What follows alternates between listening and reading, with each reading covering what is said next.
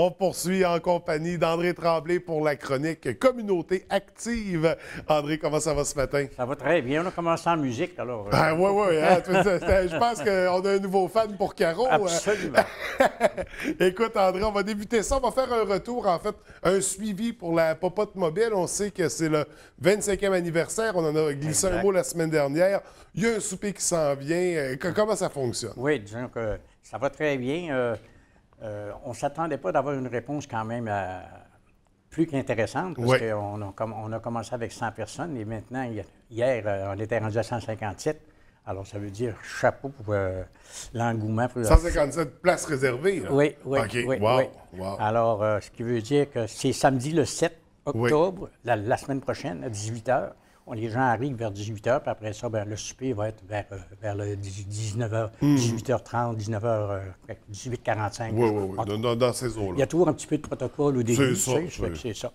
Et puis, c'est pour les bénévoles, évidemment. On souligne le travail des bénévoles les 25 premières années, parce qu'on fête le 25e. Oui. Puis en 25 ans, il y en a eu du bénévole, là. Ça rejoint quand même beaucoup de gens. Effectivement, parce qu'il y a eu des gens qui ont travaillé à la cuisine, il y a des gens qui ont travaillé au bureau, il y a des gens qui ont travaillé sur le transport. Oui. Alors, la livraison des repas. Alors, évidemment qu'on a sorti un listing de tous les bénévoles, y compris à partir de la première année. Et on soulignera, entre autres, le travail de quelques personnes qui, ça fait 25 ans également. Depuis 25 ans qu'ils s'impliquent dans l'organisme. Dans l'organisme. Ça, c'est impressionnant. Et en 25 ans, est-ce qu'on est capable de dire il y a eu combien de bénévoles? Ça, je ne peux pas te le dire exactement. Je me sens qu'elle disait qu'il y avait au-dessus de pas loin de 200.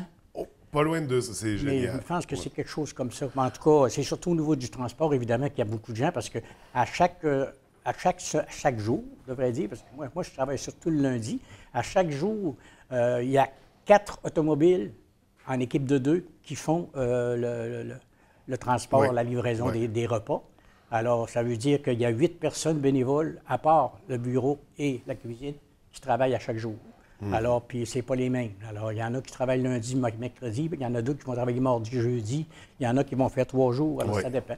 Alors, autrement dit, on invite les bénévoles à venir nous encourager, et à encourager surtout le service qu'on offre.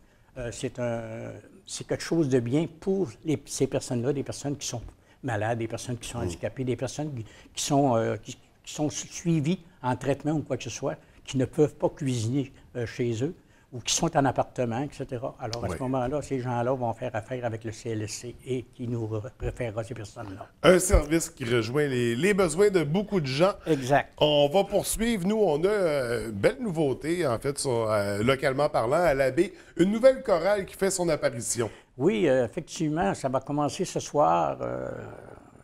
Je l'annonce puis je souris parce que je vais m'inscrire pour... parce que je m'ennuie de ça.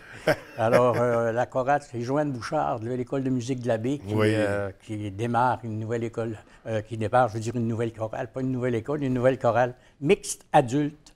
OK. Et puis, alors, on commence ce soir. On va classification des voix. Des trucs de travail, qu'est-ce qu'on va faire. En tout cas, on va démarrer l'histoire de cette chorale-là.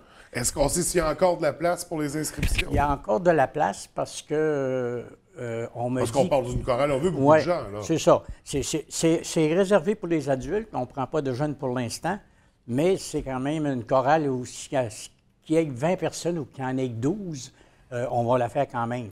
Sauf que la porte est ouverte à tout le monde. Et puis là-bas, on va faire, elle va faire le classement, si on peut dire. Là, le triage. Le triage, c'est ça. En fonction des catégories de voix. Catégories de voix, c'est ça. Et puis les personnes intéressées pour cette chorale-là, alors pour l'école de musique, on prend notre inscription.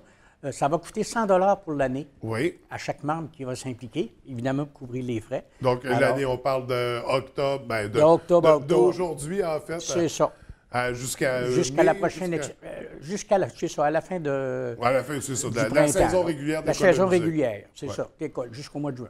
Donc, une belle chorale. On appelle à l'école de musique où on va faire un tour ce soir. C'est ça. Si on veut y participer, un beau projet à l'Abbé. On va poursuivre avec quelques actualités berrivraines. Oui, j'ai fait c'est juste un petit survol. Un petit survol. Un medley. On va rester dans l'esprit du medley. Du medley, oui. Ce matin, on a vu arriver, j'ai pris ça en note tout à l'heure, il y a l'Arcadia, un bateau de croisière qui vient d'arriver au port ici. Assez gros d'ailleurs. C'est un 2000 passagers. Alors, on sourit parce que moi et ma blonde, le matin, elle prenait des photos. Et puis, de chez moi, on voit très bien sur la baie. Je demeure dans la côte Beaulieu. Alors, ce qui était drôle, c'est que tout le monde en parle, pas tout le monde en parle. Salut, bonjour le matin. Il annonçait un bateau de 2000 passagers qui rentrait au port de Montréal. Oui. Alors, ma blonde a répondu sur Facebook, elle dit, nous autres, à la baie, il y a un bateau de 2000 passagers qui rentrent au croisière. Alors, on s'est dit, on n'a plus de complexe. Mais on n'en parle plus d'un média, c'est rendu courant. C'est à Montréal, c'est de la nouveauté. Absolument. On parle aussi, il y a une ouverture qui s'en vient, là, la garderie sur Victoria, je crois. Oui, l'univers des tout-petits. L'univers des tout-petits, qui s'en vient. Alors, encore là, il y a de l'action qui se passe. Il y a la semaine de la Saint-Vincent-de-Paul qui est cette semaine aussi, là, où on demande aux gens si vous avez des vêtements que vous ne portez plus ou que vous voulez tout simplement passer ou donner. Alors, vous vous présentez au comptoir Saint-Vincent-de-Paul, mais derrière le Mike's. Oui. OK? Il y a une chute pour les vêtements. Il y a même un bac pour les objets plus gros pour casser aussi. C'est ça. Mais là, surtout au niveau des vêtements, parce que moi, je suis à la popote. Et puis, à côté de nous autres, c'est la Saint-Vincent-de-Paul, mais c'est plein. C'est plein. Alors, c'est pour ça qu'évidemment, ça nous prend d'autres lieux de dépôt pour être capable de classer tout ce linge-là qu'on va avoir. Alors, on encourage les gens. On continue à donner. Exact. Une autre chose qui s'en vient, la FADOC fait son souper d'ouverture, le souper de la rentrée, comme chaque année. Alors, cette année, ça aura lieu le samedi, le 14 octobre. Un souper à 25 $ du repas, c'est super bon. On demande 25, c'est ça, pour de billets par personne. Puis il y a une soirée qui suit. Puis il y a une soirée de danse qui suit. Oui, donc... Donc, il se passe un peu toutes sortes de choses à la baie présentement. Ça bouge, il y a de l'action, il y a des événements, il y a des gens impliqués aussi. Absolument. Et on en est heureux. Oui. André, écoute, c'est un plaisir de te recevoir. Nous, on prend l'horaire régulier, donc on se retrouve donc dans 2 semaines. Dans 2 semaines. Alors, je te dis à très bientôt. Merci beaucoup. Parfait.